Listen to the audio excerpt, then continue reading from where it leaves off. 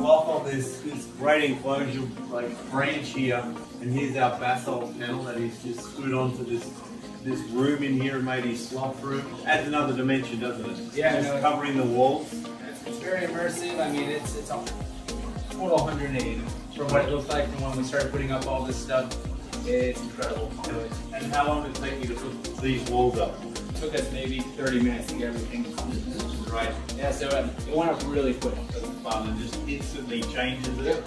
And instantly, yeah. And then you can do what you've done, just screw straight through with the branches and just push that into the wall behind it. And that gives great spots for you, eh?